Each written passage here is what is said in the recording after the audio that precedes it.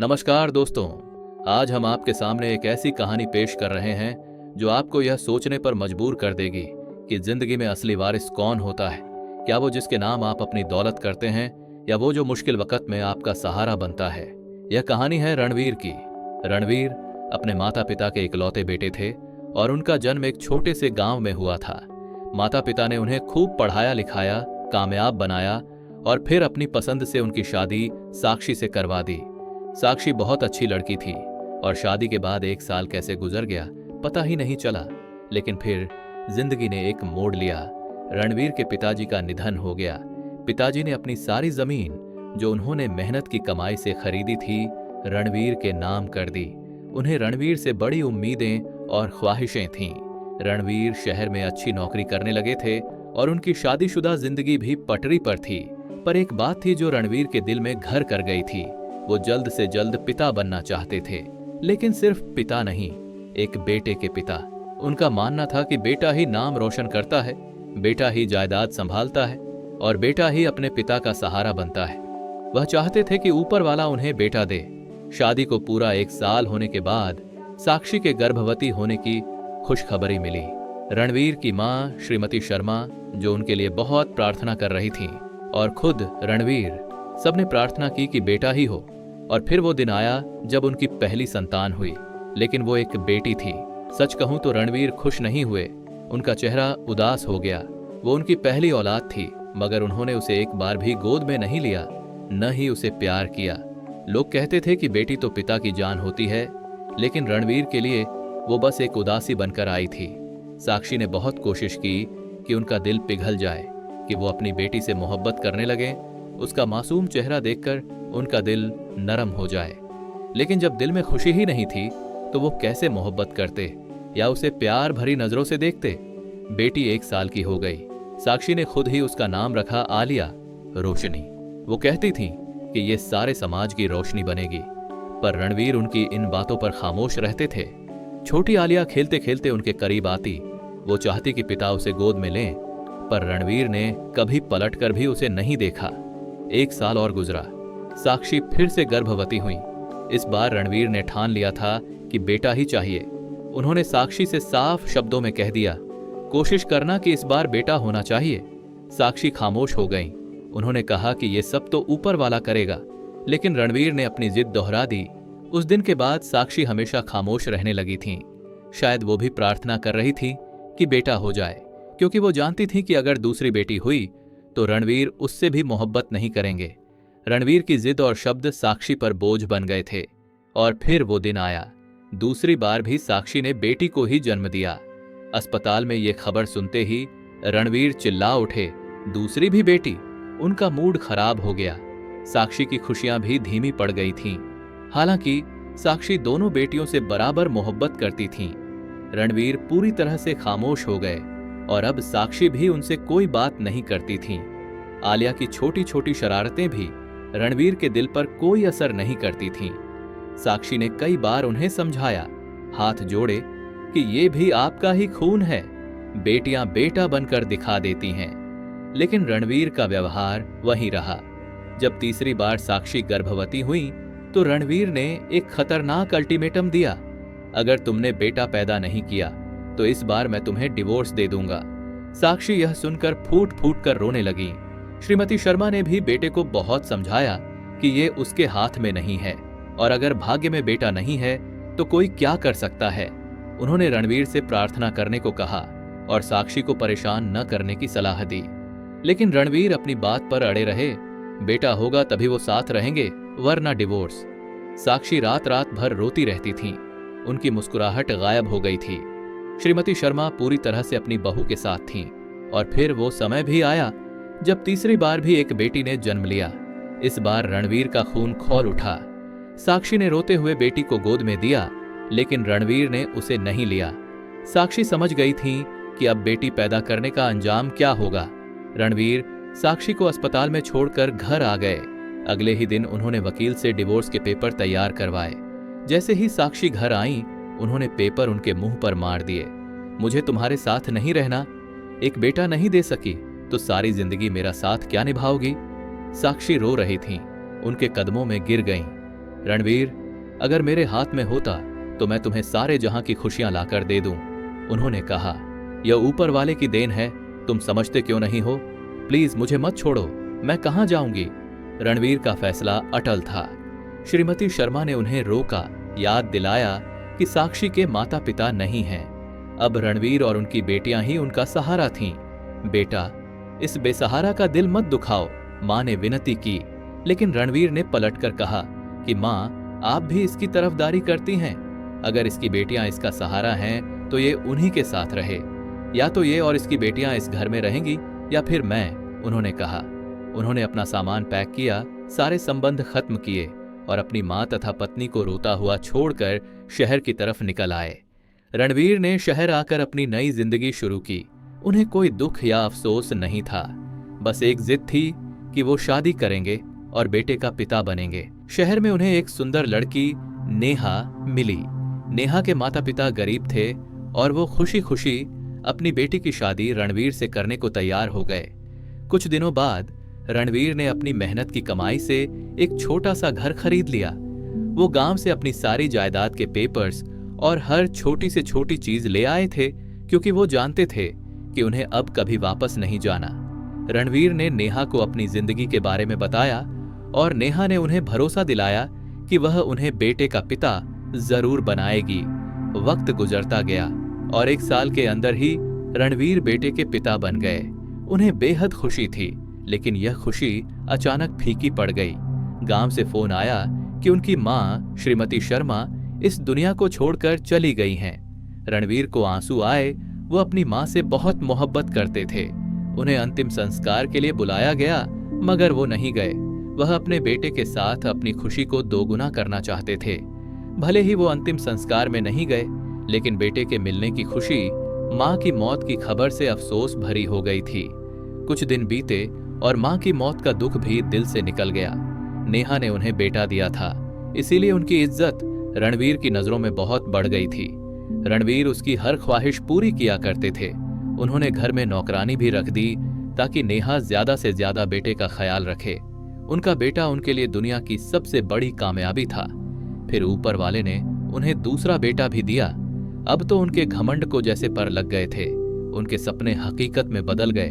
वह खुद से कहते थे कि रणवीर, तुम्हें अपनी जमीनों का वारिस मिल गया, अपने खानदान को आगे बढ़ाने वाला मिल गया। उन्हें कभी अपनी पुरानी पत्नी साक्षी और 3 बेटियों की याद नहीं आई। वो अपने बेटों से बहुत प्यार करते थे, कभी डांटते नहीं थे। जो भी ख्वाहिश वो मुंह से निकालते वो तुरंत पूरी कर दी जाती। रणवीर और नेहा ने मिलकर उन्हें बहुत लाडला बना दिया था। अगर उनके बेटे स्कूल या गली मोहल्ले में किसी से झगड़ा करते तो रणवीर उन्हें समझाते या डांटते नहीं थे, बल्कि दूसरों को ही गलत ठहराते थे। अगर कोई शिकायत लेकर आता तो रणवीर कहते कि लोग उनसे जलते हैं। उनके बेटे अर्जुन बड़ा बेटा और विक्रम छोटा बेटा छोटी उम्र से ही बहुत शैतानी किया करते थे। नेहा भी उनकी बहुत साइड लेती थीं, और अगर रणवीर कभी उन्हें समझाने की कोशिश करते तो वह दीवार बनकर खड़ी हो जाती थीं। उन्होंने अपनी गलतियों पर बच्चों को डांटने के बजाय उल्टा बिगाड़ दिया था। उनके बेटे हर दूसरे तीसरे दिन किसी न किसी को मारकर या सिर फोड़कर आते थे। रणवीर उन्हें कभी रोकते नहीं थे, बल्कि खुश होते थे कि उन्हें अपना बचाव करना आता है। वे बड़ों से भी तमीज से बात नहीं करते थे। रणवीर सब जानते थे, पर खुश होते थे। जैसे जैसे अर्जुन और विक्रम बड़े हो रहे थे, उनकी जुबान, हरकतें और व्यवहार रणवीर के काबू से बाहर होते जा रहे थे। रणवीर खामोश थे, क्योंकि उनके दिमाग में यही बैठा था कि ये दोनों मेरे वारिस हैं, मेरे नाम को आगे बढ़ाएंगे, मेरी हर चीज के हकदार हैं। वह समझते थे कि उनके बेटे उनकी ताकत हैं, लेकिन उन्हें नहीं पता था कि जिन्हें उन्होंने सर पर बिठाया है वही एक दिन उन्हें जमीन पर गिरा देंगे। एक दिन जब रणवीर अर्जुन को काम के बारे में समझा रहे थे तो अर्जुन ने ऊंची आवाज में जवाब दिया। अर्जुन ने कहा कि बचपन में तो आपने हमें गलतियां करने से नहीं रोका और अब ज्ञान देने लगे हो। अब हम बच्चे नहीं रहे, अर्जुन ने कहा। रणवीर खामोश हो गए। फिर अर्जुन ने उनसे शादी करने की जिद की। वह लड़की रणवीर के बिजनेस पार्टनर की बेटी थी। रणवीर उस लड़की को बहू नहीं बनाना चाहते थे, क्योंकि उसके पिता ने उन्हें बेवकूफ बनाया था। रणवीर ने समझाया कि उन्हें उस लड़की का पिता पसंद नहीं है, लेकिन अर्जुन ने कहा कि उन्हें लड़की पसंद है और उन्हें बस रिश्ता मांगना चाहिए। रणवीर ने मना कर दिया। अर्जुन खामोश हो गया, लेकिन जाते जाते उसने एक तीखा ताना मारा, वारिस तो पैदा कर लिए, पर उनकी ख्वाहिशों का आपको कोई एहसास नहीं है। वक्त इसी तरह गुजरता गया। रणवीर बुढ़ापे की दहलीज पर पहुंच चुके थे। उनसे ऑफिस भी नहीं जाया जाता था। जिन बेटों को उन्होंने बड़े लाड़ प्यार से पाला था, वही अब उनकी लाचारी का रास्ता बना रहे थे। नेहा, जिन्हें उन्होंने सर पर बिठाया था, अब छोटी छोटी बातों पर झुंझला जाती थीं, ताने दिया करती थीं। उनके चेहरे पर अजनबियत आ गई थी। एक दिन अर्जुन ने कहा कि पिताजी, आपका कमरा हमारे कमरे के बराबर में ही है। आप सारी रात खांसते रहते हो, जिसकी वजह से हमें नींद नहीं आती। विक्रम ने भी यही बात दोहराई। नेहा दरवाजे पर खड़ी सब कुछ देख रही थीं, लेकिन उन्होंने एक शब्द नहीं कहा। रणवीर ने नजर झुका ली। उनमें अब बोलने की हिम्मत नहीं थी। वे उन लोगों के लिए बूढ़े और बेकार हो चुके थे। उनका बिस्तर और कुछ पुरानी चीजें स्टोर रूम में रख दी गईं। स्टोर रूम की छत से पानी टपकता था। कमरे में सीलन थी। वो घुटन थी जो शायद बरसों से किसी ने महसूस नहीं की होगी। लेकिन रणवीर ने कुछ नहीं कहा।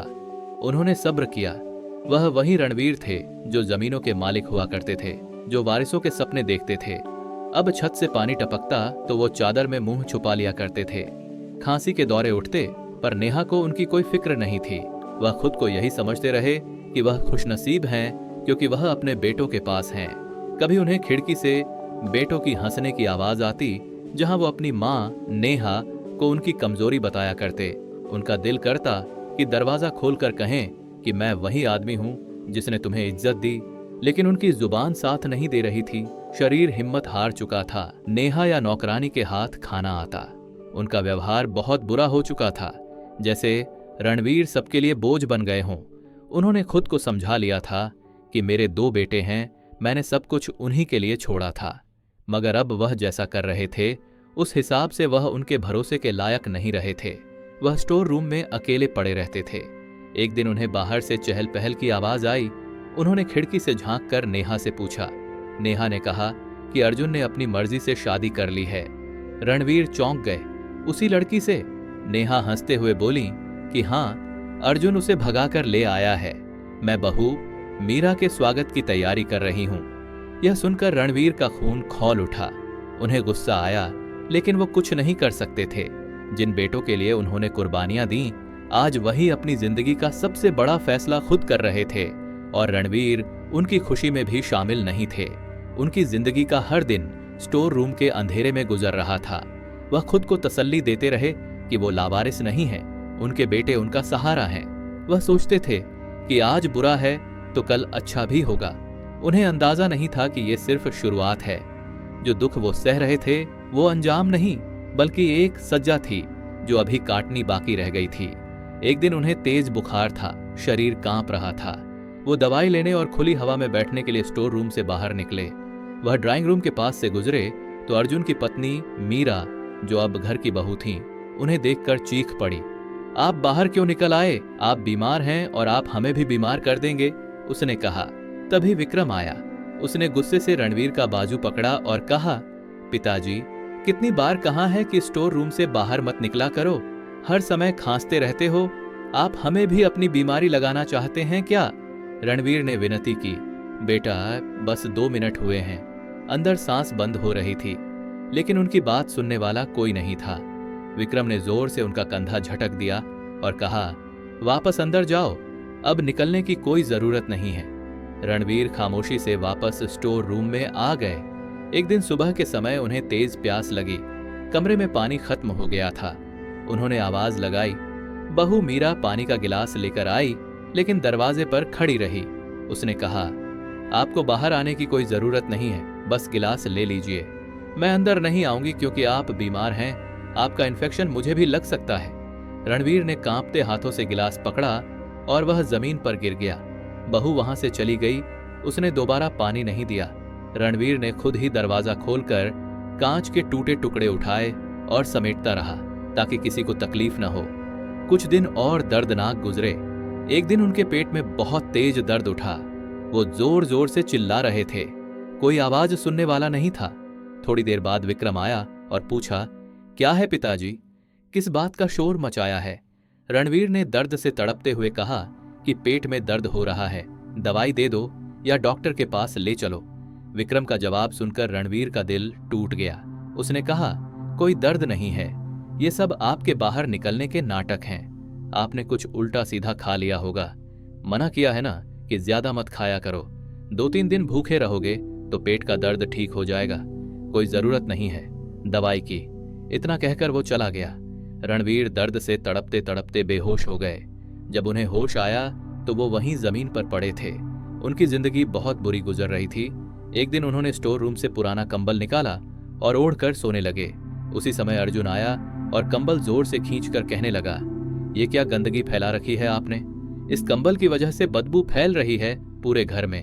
इन पुरानी चीजों से बीमारियां फैलती हैं। रणवीर ने विनती की कि मुझे सर्दी लगती है, इसे रहने दो, मगर अर्जुन ने उसे उठाकर बाहर फेंक दिया। उनकी ये हरकतें रणवीर के दिल पर गहरे जख्म छोड़ रही थीं। अब उनका भरोसा और मोहब्बत सब रौंद दी जा चुकी थी। नेहा, जिसकी हर ख्वाहिश उन्होंने पूरी की थी, आज उसके बेटे पूरी कर रहे थे तो उसे अपना पति बुरा लग रहा था। इसी तकलीफ के समय में रणवीर को अपनी पत्नी साक्षी और वो 3 बेटियां याद आईं। उन्होंने सोचा कि अगर आज वो मेरे साथ होती तो शायद वो मेरी सेवा करती। अब रणवीर बेटों की हरकतें और बर्दाश्त नहीं कर सकते थे। एक दिन विक्रम कमरे में आया। उसके हाथ में एक फाइल थी और चेहरे पर अजीब सीरियसनेस। उसने रणवीर से कहा, पिताजी, इन पेपर्स पर साइन कर दो। ये घर और आपकी जमीन के कागजात हैं। हम चाहते हैं कि आप इन्हें हम दोनों भाइयों के नाम कर दो।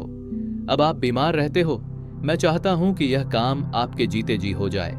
रणवीर के पैरों तले से जमीन निकल गई। उन्हें लगा जैसे किसी ने उनके शरीर से जान निकाल ली हो। उन्होंने धीरे से पूछा, क्या कहा तुमने? विक्रम ने फाइल आगे बढ़ाते हुए कहा, यह सब कुछ वैसे भी हमारा है। आप ही तो कहते थे कि हम वारिस हैं, तो फिर यह कानूनी कार्यवाही भी पूरी कर दीजिए। रणवीर ने कहा कि तुम दोनों मेरे वारिस हो, सब कुछ तुम्हारा ही है, लेकिन जब तक मैं जिंदा हूं यह सब मेरे नाम पर ही रहेगा। तभी अर्जुन ने, जो दरवाजे पर खड़ा सब सुन रहा था, कहा, आप तो बीमार रहते हो, अब आपके मरने में समय ही कितना रह गया। जब हम इसके वारिस हैं तो आप यह सब कुछ हमें दे क्यों नहीं देते? वो दोनों एक साथ थे। उनकी माँ नेहा पीछे खड़ी थीं। रणवीर ने उन्हें समझाने की कोशिश की, लेकिन बड़े बेटे ने गुस्से से कहा कि हम अब बच्चे नहीं रहे। छोटा बेटा बोला, हम आपकी औलाद हैं या फिर नौकर? नेहा भी अब उनके साथ बोलने लगी। उन्होंने ताने देते हुए कहा, रणवीर, तुमने आखिर हमें दिया ही क्या है? सिर्फ वादे। अब जब यह सब बेटों का हक है तो फिर तुम घर का माहौल क्यों खराब कर रहे हो? रणवीर की आंखों के सामने वही नजारा था जो उन्होंने अपनी पहली पत्नी के लिए खुद बनाया था। आज वही अंजाम उनके सामने था। उसी दिन उनके बेटों ने उनका सामान उठाया और उन्हें दरवाजे की तरफ धकेल दिया। विक्रम ने कहा कि आपको यहां रहने की जरूरत नहीं है। जब आप सब कुछ हमारे नाम कर देंगे तभी इस घर में रहने दिया जाएगा। उन्होंने मिलकर रणवीर को घर से निकाल दिया। रणवीर के कदम सड़क पर चलने लगे। उनके साथ न कोई बैग था, न सामान, न पैसे, सिर्फ आंखों में आंसू थे और एक कमजोर सा शरीर। शहर की गलियां उन्हें अजनबी लगने लगी थीं। उनके अंदर की खामोशी चीख रही थी। वह एक पेड़ के नीचे बैठ गए और सोचने लगे, रणवीर, तुम जो कभी अपनी जमीनों के वारिस के सपने देखते थे, आज उन्होंने ही तुम्हें कहीं का नहीं छोड़ा। उन्होंने फैसला किया कि वो कानून का सहारा लेंगे। जब उन्होंने बेटों को यह बात बताई तो वो हंसने लगे। जहां जाना है चले जाओ, कानून भी जानता है कि यह सब कुछ हमारा है, आप हमें रोक नहीं सकते, उन्होंने कहा। थके हुए कदमों से रणवीर पुलिस स्टेशन पहुंचे। एक हवलदार ने उन्हें तरस भरी नजरों से देखा। थोड़ी देर बाद एक कांस्टेबल उनके पास आया। रणवीर ने कहा कि उन्हें एएसपी से मिलना है। उन्होंने अपना नाम बताया और आईडी कार्ड दिखाया। कांस्टेबल ने कार्ड ध्यान से देखा। उसे लगा जैसे वो उन्हें पहचानने की कोशिश कर रहा है। रणवीर ने उसे सब कुछ बता दिया, कैसे उन्होंने अपनी पहली पत्नी और 3 बेटियों को छोड़ा, कैसे उन्होंने सारी जिंदगी बेटों का ख्याल रखा और आज उन्हीं बेटों ने जायदाद के लिए उन्हें घर से निकाल दिया। पूरी बात सुनने के बाद कांस्टेबल ने पूछा, आपको पता है कि यहाँ की एसपी कौन है? रणवीर ने नहीं में सिर हिलाया। कांस्टेबल धीरे से उनके करीब आया और कहा, यहाँ की एसपी मैडम का नाम आलिया रणवीर वर्मा है। रणवीर का दिल एक लम्हे के लिए खामोश हो गया। आलिया रणवीर वर्मा? रणवीर वर्मा तो मैं हूं और आलिया मेरी बड़ी बेटी का नाम है। उनके होंठ कांपने लगे। कांस्टेबल ने कहा, जी, और उनकी फाइल के साथ आप ही का कार्ड लगा हुआ है। इसीलिए मैं आपको पहचान गया और समझ गया कि आप उनके पिता हों। रणवीर हैरान रह गए। उनके दिमाग में अपनी बेटी की पुरानी तस्वीर घूमने लगी। वो मासूम बच्ची जिसे उन्होंने कभी गोद में भी नहीं उठाया था, जिसकी बातों को कभी अहमियत नहीं दी, वही आलिया आज एसएसपी बन गई है। उन्हें एसएसपी केबिन में भेजा गया। उनके दिल में डर और शर्मिंदगी थी, लेकिन एक उम्मीद भी थी। सामने कुर्सी पर वर्दी में एक सुंदर से चेहरे वाली लड़की बैठी थी। उसका चेहरा बिल्कुल साक्षी जैसा था। रणवीर उसे पहली ही नजर में पहचान गए। उसने पूछा, जी आपको क्या काम है? रणवीर ने हिम्मत बटोरी और कहा, मेरी बेटी आलिया। यह शब्द सुनते ही आलिया की आंखों से आंसू निकलने लगे। वह रणवीर की आवाज फौरन पहचान गई थी। वह चिल्लाकर कांस्टेबल को आवाज लगाई और कहा, ले जाओ इन्हें यहां से, इन्हें मेरे कमरे से निकाल दो। 2 हवलदार आए और उन्हें बाहर लाकर खड़ा कर दिया। रणवीर दरवाजे पर खड़े होकर फूट फूट कर रो रहे थे। थोड़ी देर बाद एक लेडी कांस्टेबल उन्हें दूसरे कमरे में ले गई, कोल्ड ड्रिंक दी और कहा कि मैडम अब भी आकर आपसे बात करेंगी। तब जाकर रणवीर के दिल को सुकून मिला। रणवीर सोचने लगे कि जिस आलिया को वो लावारिस समझकर छोड़कर आए थे, आज वही उनकी जिंदगी का इकलौता सहारा लग रही थी। थोड़ी देर बाद आलिया कमरे में आई। रणवीर ने हाथ जोड़कर धीरे से कहा, बेटा मुझे माफ कर दो। आलिया ने हाथ उठाकर उन्हें रोका। उनकी आवाज कांप रही थी। उन्होंने कहा, आपकी परेशानी मुझे पता चल गई है। मैंने आपके बेटों के खिलाफ FIR दर्ज कर ली है। कानून अपना काम करेगा। रणवीर की आंखों में आंसू आ गए। उन्हें लगा कि बेटी उनका साथ जरूर देगी, लेकिन आलिया का जवाब निर्मम था। सुनिए, मैं आपको नहीं जानती, आप कौन हैं? मैं सिर्फ कानून से मतलब रखती हूँ। मेरा फर्ज है कि मैं मजलूमों का साथ दूं, और आप अपने ये नरम शब्द अपने बेटों के लिए बचा कर रखिए, जो अभी तक आपके इंतजार में होंगे। ये कहकर वह पलट गईं और कमरे से निकल गईं। रणवीर वहीं बैठे रह गए। उनके इन शब्दों ने उन्हें तोड़ दिया था। सारी जिंदगी वो समझते थे कि बेटे ही वारिस होते हैं, लेकिन आज बेटी ने उनके लिए वो किया जो किसी बेटे ने नहीं किया। इंसाफ का दरवाजा खुल गया था, लेकिन वो रिश्ता, बेटी की मोहब्बत और माफी, वो उनसे छीन ली गई थी। आलिया आज इंसाफ की कुर्सी पर बैठी थीं और वो सब कुछ कर रही थीं जो एक बेटी एक पिता के लिए कर सकती है, सिवाय उन्हें पिता कहने के। हवलदार ने उन्हें सुकून से पुलिस स्टेशन में रहने की जगह दे दी थी। उन्हें टाइम से नाश्ता, खाना सब मिल रहा था। कोई सवाल नहीं, कोई एहसान जताने की कोशिश नहीं। यहां उन्हें वो सुकून मिला जो शायद उन्हें अपने घर में नहीं मिल पा रहा था। जिस बेटी को उन्होंने दुनिया की भीड़ में ऐसे छोड़ दिया था जैसे कोई अजनबी किसी बच्चे को बस स्टॉप पर छोड़कर चला जाता है, आज वही बेटी उन्हें सबसे बड़े ताने दे रही थी अपने कर्मों से। उनकी आंखें रोज आलिया का इंतजार करती थीं। एक दिन दोपहर के समय आलिया कमरे में आईं। उन्होंने एक फाइल रणवीर के सामने रखी और कहा कि इस पर सिग्नेचर कर दीजिए। अदालत में आपका केस दायर हो गया है। आलिया ने धीरे से कहा, लगता है कि आप कोई गलत कदम उठा रहे हैं। आप अपने ही बच्चों के खिलाफ जा रहे हैं। आपके पास अभी भी समय है। आप चाहे तो अपना फैसला बदल सकते हैं।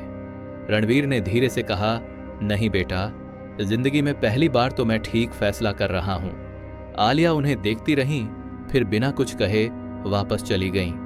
रणवीर काफी देर तक फाइल को देखते रहे। वो जमीनें जिनके लिए उन्होंने रिश्ते कुर्बान कर दिए थे, इज्जत रौंद दी थी। उन्हें अपनी पत्नी साक्षी की याद आई। उन्होंने अपनी बेटियों को कितनी अच्छी परवरिश दी थी कि बड़ी बेटी SP, एक डॉक्टर और सबसे छोटी टीचर बन गई थी। उन्होंने फैसला किया कि वो अपनी जायदाद अपने बेटों और बेटियों में बराबर से बांटेंगे। ये भी तो उनका ही खून थीं, उनकी बेटियां जिनको सारी जिंदगी उनके हिस्से का प्यार भी नहीं मिला था। अगले दिन जब रणवीर अदालत के गेट के अंदर दाखिल हुए तो उनके दोनों बेटे सामने आ गए। उनके चेहरे पर गुस्सा था। अर्जुन ने उन्हें बाजू से पकड़कर खींचते हुए कहा, पिताजी आप पागल हो गए हो क्या? ये आपकी 3 बेटियां कहां से आ गईं और आप इनको हिस्सा क्यों दोगे? विक्रम ने धमकी दी कि अगर बेटियों का हिस्सा दिया तो हम आपको अदालत के अंदर घसीट कर ले जाएंगे। लेकिन रणवीर के अंदर एक अजीब सी ताकत आ गई थी। उन्होंने दोनों की तरफ देखकर कहा, आज जो भी मैं हक दूंगा उनको दूंगा जो सारी जिंदगी इस हक से दूर रहीं। मेरी बेटियां भी मेरा अपना खून है, जैसे कि तुम लोग हो। ये सुनकर वो आग बबूला हो गए। छोटे बेटे विक्रम ने रणवीर का गिरेबान पकड़ लिया। तभी आलिया ने यह सब देखा। उन्होंने एक बेटे को दूर धकेला और दूसरे के मुंह पर थप्पड़ मारा। उन्होंने कहा, बाप का गिरेबान पकड़ते हुए तुम लोगों को शर्म नहीं आती? अब जो भी बात होगी अदालत के कमरे के अंदर होगी, चलो अंदर। आलिया की वर्दी चमक रही थी। रणवीर की आंखों से आंसू निकल रहे थे। वो जिंदगी भर बेटा बेटा करते रहे, लेकिन आज उनकी बेटी उनका सपोर्ट बन चुकी थी।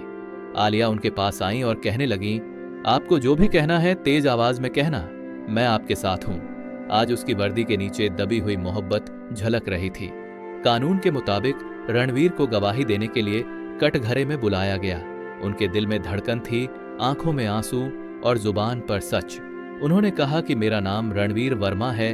मैं अपनी जायदाद अपने दोनों बेटों के साथ साथ अपनी 3 बेटियों को भी बराबर से देना चाहता हूं। यह मेरा अपना फैसला है और मैं इस पर कायम रहूंगा। उनके बेटे हैरान रह गए। फिर आलिया खड़ी हुई। उन्होंने जज से इजाजत लेकर बात शुरू की। जज साहब, यह इंसान मेरे पिता हैं। इन्होंने अपनी जिंदगी में बहुत सारी गलतियां की हैं, लेकिन आज जब वह अपनी गलतियां सुधारना चाहते हैं तो मैं इसकी इज्जत करती हूं। मगर मुझे या मेरी बहनों को इनकी दी हुई जायदाद से कोई मतलब नहीं है। उन्होंने बताया कि उनकी मां साक्षी ने उनके पिता के बिना उनकी परवरिश बहुत अच्छे से की। मेरी एक बहन डॉक्टर है, मैं खुद एसपी हूं और मेरी सबसे छोटी बहन टीचर है। हम तीनों ही काबिल हैं, इसलिए हमें इनकी जायदाद नहीं चाहिए, हमें इनका हिस्सा नहीं चाहिए। उन्होंने रिकॉर्ड में शामिल करने को कहा। जज ने हैरानी से पूछा, क्यों, यह तो तुम्हारा हक है। आलिया ने सिर उठाकर कहा, बेटियां जायदाद के बराबर से हकदार होती हैं, लेकिन वो तो इज्जत की भी हकदार होती हैं। उन्हें मोहब्बत की जरूरत होती है। हमारी मां ने हमें हमेशा अपने पिता की इज्जत करना सिखाया। आज यही वजह है कि मैं और मेरी बहनें अपने पिता से नफरत नहीं करते। हाँ, नाराज जरूर हैं, क्योंकि हमने बहुत मुश्किलों से जिंदगी गुजार दी थी। मैं अपने पिता का सर झुका हुआ नहीं देख सकती। बेटी की बातें सुनकर रणवीर की आंखों में आंसू आ गए। वह वहीं कटघरे में खड़े रो पड़े। उन्होंने हाथ जोड़कर सबसे सामने माफी मांगी। आलिया ने कहा, पिताजी, मैंने आपको माफ कर दिया है और मेरी बहनों ने भी। हमें आपसे कोई शिकायत नहीं है। उनके दोनों बेटे भी शर्मिंदा नजर आ रहे थे। उन्हें एहसास हो गया था कि जिस जायदाद के पीछे वो लड़ रहे थे उससे बड़ी कोई चीज और भी है। वो है बेटी की गैरत, बेटी का बड़ा दिल। अदालत ने रणवीर के हक में फैसला दिया। बेटों को सिर्फ उतना ही हिस्सा दिया गया जितने पर उनका हक बनता था।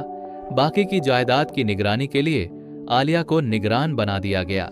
रणवीर का दिल हल्का हो चुका था, लेकिन आंखें अभी उस एक शब्द का इंतजार कर रही थीं, पिता। वो शब्द जिसे उन्होंने खुद अपने हाथों से खोया था। रणवीर अब जान चुके थे कि जायदाद का वारिस बनाना आसान है, लेकिन इज्जत की वारिस तो सिर्फ बेटियां बन सकती हैं। उन्होंने अपनी जमीन और जायदाद के कागजात तैयार करवाए, जिसमें सबके हिस्से बराबर बराबर कर दिए। उन्होंने अपने दोनों बेटों के नाम घर कर दिया और कहा कि मैं कहीं भी रह लूंगा, बस तुम खुश रहो। अब रणवीर को केवल इतनी हसरत थी कि उनकी बेटी उन्हें प्यार से पिता कहकर पुकारे। अदालत से वापसी पर वो आलिया की गाड़ी में बैठे थे। दोनों खामोश थे। जैसे ही वो पुलिस स्टेशन पहुंचे, आलिया ने धीरे से कहा, पिताजी। यह शब्द सुनते ही रणवीर के दिल के सारे जख्मों को मरहम मिल गया। उन्होंने फौरन उसकी तरफ देखा। आलिया की आंखों में आंसू थे। रणवीर ने कहा, बेटी, एक बार फिर से मुझे पिता कहकर पुकारो। आलिया ने गाड़ी रोक ली, उनकी तरफ देखा और धीरे से कहा, पिताजी, आप मेरे साथ चलिए।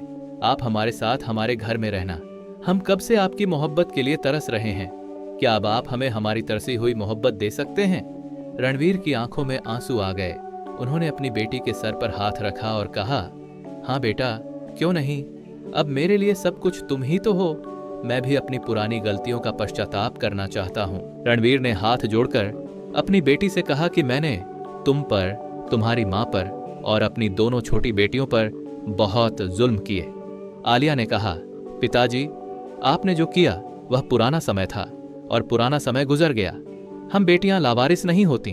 आपकी गलतियां हमें हमारी पहचान से जुदा नहीं कर सकती। आपकी तीनों बेटियां आज भी आपका इंतजार करती हैं। रणवीर ने पहली बार अपनी बेटी को गले लगाया। यह ऐसा सुकून था जो उनके बेटों की जिद में नहीं था, जो सिर्फ बेटी की बाहों में था। घर पहुंचकर आलिया ने बताया कि श्रीमती शर्मा की मौत के बाद उनकी मां साक्षी उन्हें शहर ले आईं। उन्होंने लोगों के घरों में काम किया, उन्हें पढ़ाया लिखाया, और जब वो काबिल हो गईं तो माँ उन्हें छोड़कर चली गईं। रणवीर के दिल में साक्षी की आत्मा के लिए शांति थी, जिन्होंने मेरी बेटियों के लिए काफी कुछ किया।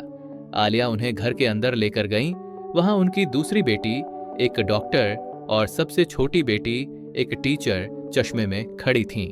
रोशनी ने उन्हें बताया कि ये हमारे पिताजी हैं, तो वो दोनों दौड़कर खुशी खुशी रणवीर के करीब आईं और गले से लगा लिया। हम चारों बाप बेटी फूट फूट कर रोने लगे। आज रणवीर अपनी तीनों बेटियों के साथ रहते हैं। उन्हें अपने बेटों की याद नहीं आती। उनकी तीनों बेटियां बेटा बनकर उनका बहुत ख्याल रखती हैं। दोस्तों, रणवीर आज भी शर्मिंदा हैं और उनसे अपनी पुरानी गलतियों की माफी मांगते रहते हैं। यह कहानी हमें सिखाती है कि इज्जत की वारिस कभी दौलत से नहीं बल्कि दिल से बनती है। अगर आपको यह कहानी पसंद आई है तो वीडियो को लाइक करें,